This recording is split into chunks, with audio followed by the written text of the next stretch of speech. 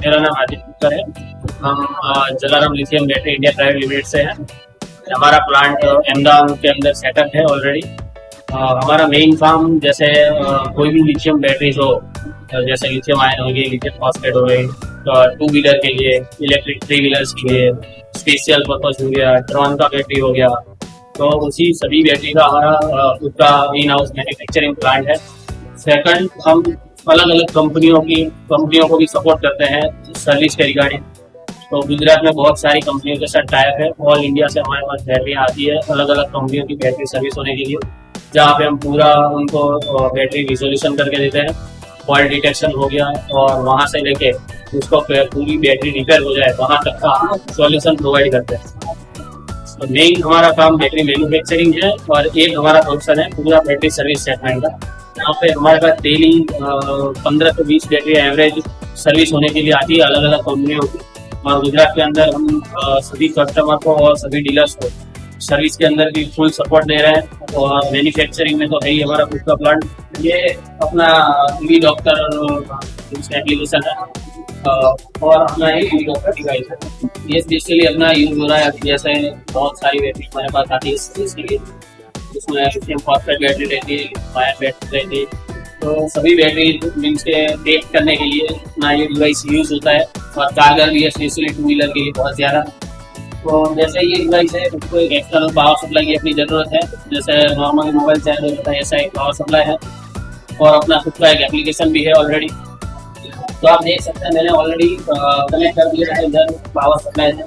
जैसे ये switch on करता हूँ पावर सप्लाई की, उसके बाद उसका एक मेन स्विच इधर भी है, रेड कलर का दिख रहा होगा आपको, वो एक बार स्टार्ट करना है। उसके बाद अपना जो एप्लीकेशन है वो एक बार स्टार्ट करना है। इसका जो टाइमिंग है अराउंड 10 से 15 सेकंड लेगा आपको स्टार्ट करने में। उसके बाद ही मेन स्क्रीन ये आ जाएगा आपको। ये स्क्रीन आने के बाद आपको ये पूरा डेटा फिल करना है। इसमें क्लाइंट का नाम, जो भी कस्टमर है उसका नाम आप लिख सकते हो, जैसे मैंने मेरा नाम लिख दिया है। कॉन्टैक्ट डिटेल आप डाल सकते हो। उसके अंदर मैंने मेरा मोबाइल नंबर डाल दिया है। उसके बाद बैटरी का सीरियल नंबर है, तो ये अपना बैटरी का सीरियल नंबर है वो मैं डाल रहा हूँ इधर। उसके बाद दिखाना है आपको बैटरी टाइप, LFP है या NMC है। तो इधर ही मेरी बैटरी जो है वो NMC बैटरी पे था, वो मैं दिखा दिया हूँ। उसके बाद हमें सिलेक्ट करना है कितने वोल्टेज की बैटरी। तो इधर ये अपना 59.2 और 2 एम्पियर 2 वोल्टेज की बैटरी है, वो सिलेक्ट किया हूँ। उसके बाद एज कैपेसिटी सिलेक्ट करना है बैटरी का, उसमें 38 फिल करना है अपने को, वो फिल कर दिया है। ओके, उसके बाद इसको हमें देखना है फ्लैश मोड में टेस्ट करना है या नॉर्मल मोड में अपने को टेस्ट करना है। तो अभी मेरे को जैसे 15 मिनट के अंदर बैटरी टेस्ट करनी है, तो हम टेस्ट करेंगे फ्लैश मोड में। तो हम क्लिक कर देते हैं फ्लैश मोड के ऊपर। अब इधर मेरे को ये दिखा रहा है कि ये मेन स्क्रीन अपना आ गया है, उसके अंदर अभी तो बैटरी कनेक्टेड नहीं है, इसी की वजह से वोल्टेज कुछ नहीं दिखाएगा आपको। अब उसके बाद जाना है ये अपना टर्न ऑन ब्लूटूथ वाला है, उसमें एलो करना है आपको। उसके बाद आपका कनेक्ट डिवाइस करना है। इधर आपको जैसे डिवाइस दिख रही है, उसमें सबसे टॉप वाले डिवाइस अपनी डिवाइस है। Make sure connection are done properly before starting the test. ये जब लिख के आता है तो आपको ये चेक करना है सबसे पहले कि भाई आपका बैटरी पैक है जो वो ऑलरेडी कनेक्टेड है कि नहीं आपकी डिवाइस के साथ। तो इधर मैं चेक कर पा रहा हूँ, जैसे ये कनेक्टेड नहीं है तो मैं उसको कनेक्ट करूँगा। तो ये जैसे कनेक्ट कर दिया मैंने, उसके बाद इसको मैंने ओके लगा दिया है, ओके कर दिया है, इसमें ये बैटरी पैक उसके साथ कनेक्टेड है। अभी इसमें कुछ नहीं दिखाएगा क्योंकि अभी तक हमने ये स्टार्ट नहीं किया। जैसे ही हम इसको स्टार्ट करेंगे तो इधर से ये मैं स्टार्ट बटन दबाता हूँ, तो इसका वोल्टेज डिटेक्ट करना बैटरी का स्टार्ट कर देगा। इधर दिखा रहा है जैसे बैटरी का वोल्टेज 15.5 समथिंग फ्लक्चुएशन हो रहा है, तो वो बैटरी की वजह से हो रहा है फ्लक्चुएशन। जो बैटरी आउटपुट दे रही है पता नहीं है कितना आउटपुट दे रही है। इधर हमें दिखा रहा है 15.6 ऐसा दिखा रहा है। अब हमें टेस्ट करना है कि बैटरी किस वजह से हो रहा है ये, तो हम इसके साथ कनेक्ट करेंगे अपना चार्ज, और उसके बाद ही पता चलेगा कि बैटरी चार्ज हो रही है नहीं हो रही है। तो हम या किस वजह से ये फॉल्ट आ रहा है या किस वजह से अंदर क्या फॉल्टी है वो हमको पता चल जाएगा। तो हमारे पास ये चार्जर है एक अपना, उसको भी हम डिवाइस के साथ कनेक्ट कर रहे हैं। जैसे ही कनेक्ट किया उसको स्टार्ट कर देते हैं एक बार चार्जर को भी सके। तो हमने चार्जर को भी स्टार्ट कर दिया है। तो इधर हमको दिख रहा है कि वोल्टेज फ्लक्चुएशन हो रहा है, जैसे 65 66 वोल्टेज चला गया, एसओसी भी 89 100% तक चला गया, फिर से भी डाउन हो रहा है, प्लस हो रहा है, माइनस हो रहा है, ऐसा हो रहा है। अभी फ्लक्चुएशन आ रहा है पूरा का पूरा जो भी है। तो अभी ये अपना जो टाइम है वो 15 मिनट का है।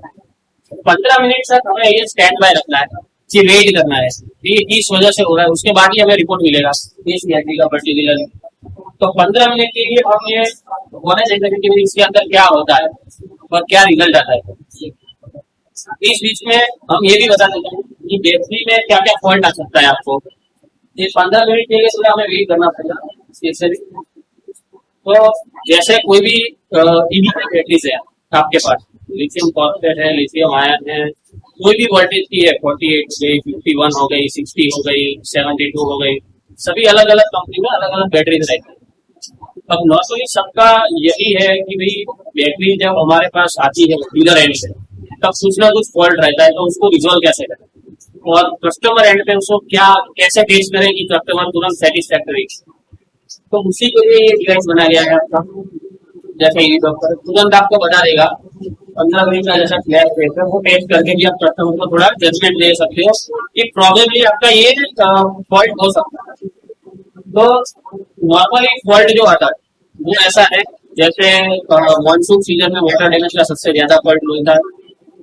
नॉर्मल सीजन जैसा हो गया आपका, समर वाला हो गया या विंटर वाला हो गया, वहां पे आपको मिलेगा कि भाई कभी बीएमएस डैमेज हो गया है, सेल खराब हो गया है, बैटरी अनबैलेंस हो गई है, सब अलग अलग इश्यूज है, अलग अलग लेवल पे अलग अलग इश्यूज आ रहे हैं।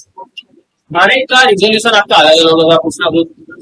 तो वो कैसे हमें रिजोल्व करना है वो भी देखना जरूरी है। और क्या फॉल्ट आ रहा है, सबसे पहले तो ये जानना है कि क्या क्या फॉल्ट आ रहा है। तो हर एक का सेगमेंट अलग अलग है। बहुत का ऐसा है कि भाई सबसे पहले आप बैटरी चेक करते हैं तो उसका फिजिकली चेक करो कि बैटरी में क्या क्या हुआ है। आपके पास बैटरी आया है तो सबसे पहले आप यही करो कि उसका वोल्टेज क्या आ रहा है, आपको क्या दिख रहा है वोल्टेज, और वो एलएफपी बैटरी थी या एनएमसी बैटरी थी। अब आपको एग्जाम्पल के तौर पे आपकी एनएमसी बैटरी थी और आपका वोल्टेज दिख रहा है 58 59 के समथिंग दिख रहा है, और आपको क्लियरली उसमें मेंशन भी है कि ये 60 वोल्टेज की बैटरी है, तो आप समझ लो कि नॉमिनल वोल्टेज पे है। तो आप उसको ऐसा एग्जम्पशन ले सकते हैं कि नॉमिनल वोल्टेज पे है अभी बैटरी, और कस्टमर भी कुछ ना कुछ आपको देगा रिव्यू कि भाई सर मेरा उसमें एवरेज नहीं दे रहा है, रेंज पहले ज्यादा देती थी अभी तुरंत बंद हो जा रही, 2 पॉइंट पे भी बंद हो जा रही है। अब बहुत बार ऐसा इश्यू है 2 पॉइंट पे ही बंद हो रही है, इसका मीनिंग 50% पे बंद हो जा रही है। तो नॉर्मली इसका 67 मैक्सिमम वोल्टेज था और मिनिमम जो था 51, तो 58 उसका नॉमिनल है और वो 50% पे नॉमिनल है, तो 50% पे बंद हो जा रही है। तो कहीं ना कहीं उसका बीएमएस भी खराब हो सकता है, कहीं ना कहीं बैटरी आपकी अनबैलेंस भी है, और कहीं और भी इश्यू हो सकता है कि भाई कहीं पे कनेक्शन लूज हो रहा हो, कि भाई कनेक्शन लूज है तो कोई एक बम्प आ गया तो वहां पे चालू हो रही है, बम्प गया तो फिर से बंद हो जा रही है, चालू हो रही है, ऐसा हो रहा है गाड़ी। तो सबसे पहले आप उसका फिजिकल चेक करो कि कहीं वाटर इंग्रेस वाला तो प्रॉब्लम नहीं आया है। उसके बाद उसका जो वायरिंग हार्नेस जहाँ से जा रहा है आउटपुट कनेक्टर से, तो उसका रिवर्स कनेक्शन आप ढूंढना चालू करो कि कहीं पे वायर तो ब्रेक नहीं है आपका। बहुत बैटरियों में आपको फ्यूज भी मिलेगा कि फ्यूज बंद हो गया है, ऐसा भी है कि भाई 0 वोल्टेज आ रहा था वहां पे आपको फ्यूज बंद का प्रॉब्लम आ सकता है, तो 0 वोल्टेज आउटपुट आ रहा है और फ्यूज आपने देखा फ्यूज बंद था आपका, तो वहां पे भी एक तुरंत रिजोल्यूशन शॉर्ट हो जाएगा। उसके बाद जैसे आप रिवर्स डायरेक्शन में जाओगे, बैटरी ओपन किया, ओपन करने के बाद सबसे पहले आप ढूंढोगे उसका बीएमएस, कि बीएमएस किस डायरेक्शन में लगाया होगा। बीएमएस ढूंढोगे तुरंत ही जब आपका वोल्टेज 0 आ रहा है, तो बीएमएस को बाईपास करके आप वोल्टेज चेक करो पहले कि वोल्टेज आ रहा है कि नहीं आ रहा है। जब आप बीएमएस बाईपास करके देखते हो कि भाई हाँ वोल्टेज आ रहा है, तो कहीं ना कहीं कोई सीरीज का सेल वोल्टेज डाउन हो गया है या फिर बीएमएस फॉल्टी हो गया है।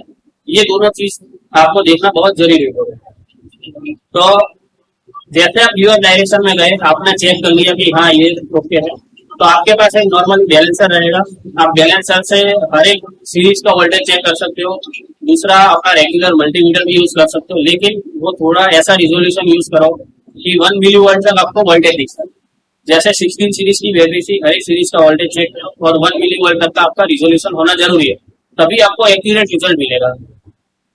जब आप देख पा रहे हो कि आपका उसके जो अनबैलेंस है, अपना सीरीज टू सीरीज जो वोल्टेज है, वो जो मैक्सिमम और मिनिमम जो डिफरेंस होना चाहिए वो 10 मिली वोल्ट से ज्यादा नहीं होना चाहिए, नहीं तो आपका जो बैटरी पैक है वो पूरा अनबैलेंस है, उसको बैलेंस करना बहुत जरूरी है। अब आपको कम करना है बैलेंस, वो भी एक जरूरी है।